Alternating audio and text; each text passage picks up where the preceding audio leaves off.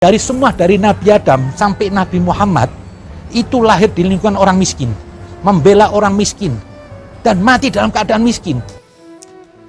Astagfirullahaladzim. Berarti dia sama aja mengatakan bahwa Rasulullah Shallallahu Alaihi Wasallam itu mati dalam keadaan miskin katanya. Saya jelaskan dulu mengenai hal ini karena ini penting juga dan banyak yang salah paham mengenai hal ini, menganggap bahwa Rasulullah Shallallahu Alaihi Wasallam adalah orang miskin. Padahal tidak, teman-teman. Rasulullah itu bukan orang miskin. Bukti bahwa Rasulullah bukanlah orang miskin. Tidak membangun berhala-berhala masjid. Tuh, dia bilang berhala-berhala masjid. Kita dengar lagi ya. Dan mati dalam keadaan miskin. Tidak membangun berhala-berhala masjid. Astagfirullahalazim. Seburuk-buruknya Fir'aun dan Abu Jahal, tidak pernah ada riwayat yang menyebutkan bahwa Fir'aun dan Abu Jahal mengatakan masjid sebagai berhala. Nauzubillah, ini kribo, ini parah banget. Lebih parah daripada Fir'aun dan Abu Jahal ini ya.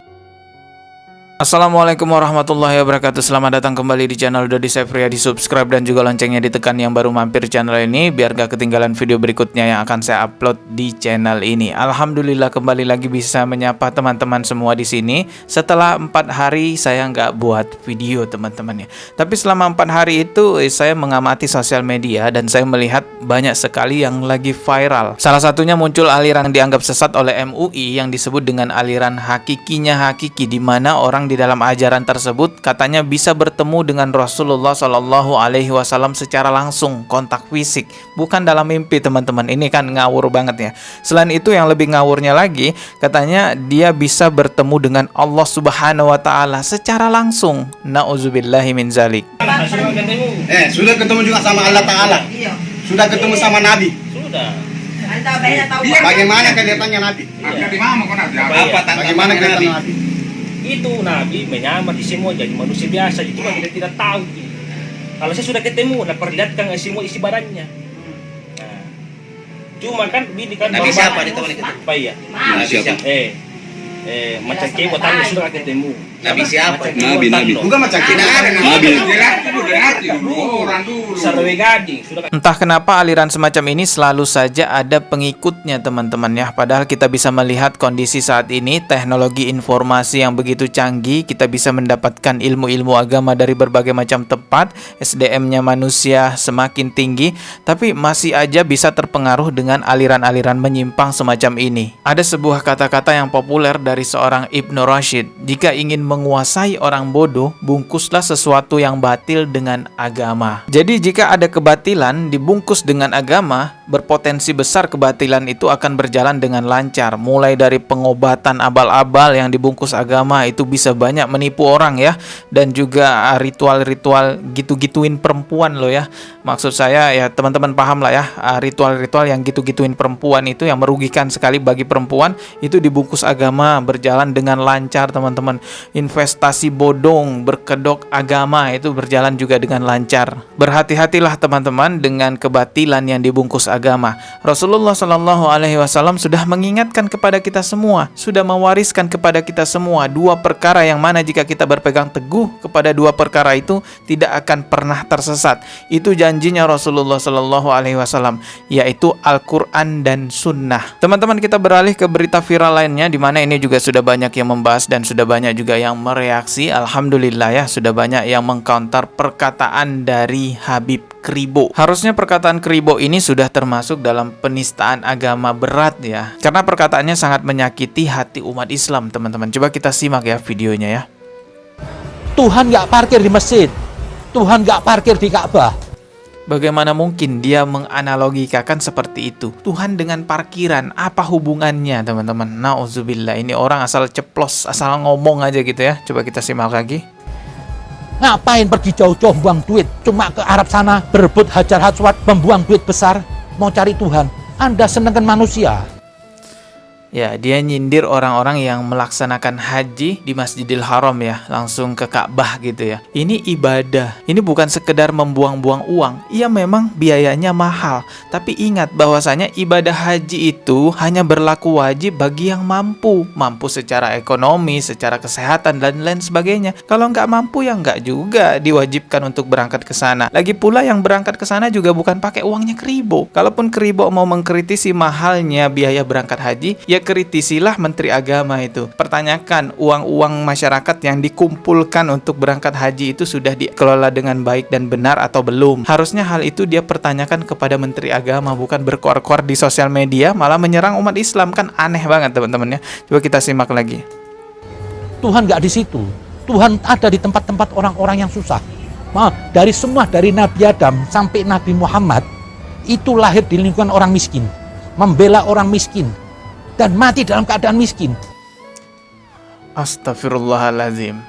Berarti dia sama aja mengatakan bahwa Rasulullah Shallallahu Alaihi Wasallam itu mati dalam keadaan miskin katanya. Saya jelaskan dulu mengenai hal ini karena ini penting juga dan banyak yang salah paham mengenai hal ini, menganggap bahwa Rasulullah Shallallahu Alaihi Wasallam adalah orang miskin. Padahal tidak teman-teman, Rasulullah itu bukan orang miskin. Bukti bahwa Rasulullah bukanlah orang miskin ketika Rasulullah menikahi istri pertamanya yaitu Khadijah menggunakan mahar 20 ekor unta betina yang mana jikalau dirupiahkan di zaman sekarang itu mencapai sekitar 1,3 miliar rupiah. Belum lagi ditambah dengan kepingan-kepingan emas. Orang miskin manakah yang bisa membayar mahar sebanyak itu? Ini menandakan bahwa Rasulullah itu bukan orang miskin.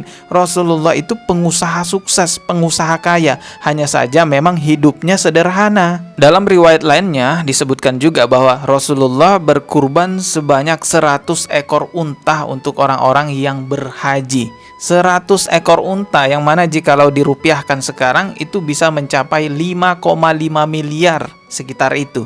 Orang miskin manakah yang rela berkurban, yang punya uang untuk berkurban sebanyak 5,5 miliar rupiah? Ini menandakan bahwa Rasulullah itu bukan orang miskin. Rasulullah itu pengusaha kaya, tampan, berwibawa, seorang nabi, tapi hidupnya sederhana. Saking sederhananya Rasulullah itu ketika tidur beralaskan pelepah kurma yang mana jikalau beliau bangun itu terlihat di punggungnya ada bekas dari pelepah kurma tersebut. Masya Allah, ini menandakan bahwa Rasulullah bukanlah orang sembarangan. Beliau ini adalah seorang nabi yang memang diutus untuk kita tiru kehidupannya. Jadi walaupun kita hidup kaya raya, insya Allah ya kita bisa hidup kaya raya, tapi kita juga tetap harus sederhana. Jadi nggak benar kalau ada yang bilang Rasulullah itu miskin. Tidak, Rasulullah itu kaya tapi hidupnya sederhana. Kita lanjut lagi reaksi videonya si Kribo ini teman-teman ya. Kali ini lebih parah lagi daripada perkataan-perkataan sebelumnya karena dia mengatakan bahwa berhala-berhala masjid. Sebagian orang menganggap bahwa Kribo ini adalah habaib ya. Saya harap semoga ada dari kalangan habaib yang kami muliakan, ulama yang dari kalangan habaib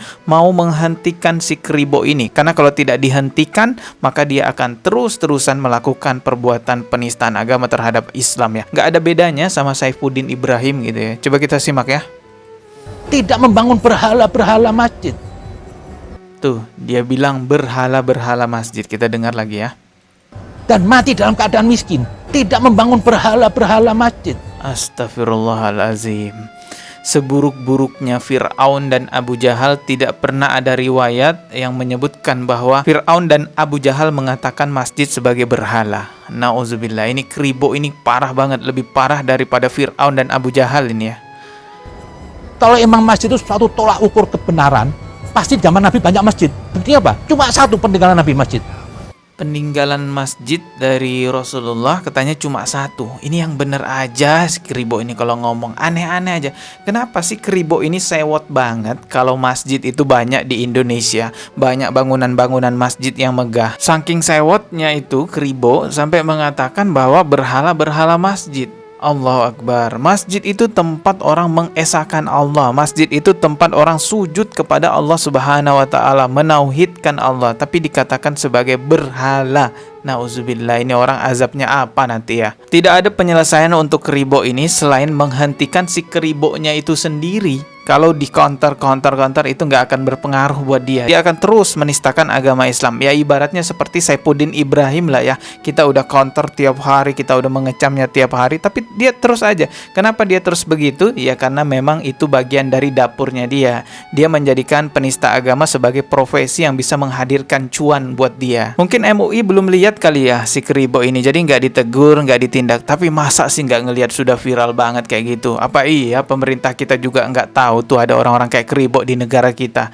Sudahlah teman-teman, kita ketemu lagi di video berikutnya. Mohon maaf jika ada kata yang salah. Wallahu a'lam bishawab. Subscribe dan juga loncengnya ditekan biar nggak ketinggalan video berikutnya. Wassalamualaikum warahmatullahi wabarakatuh.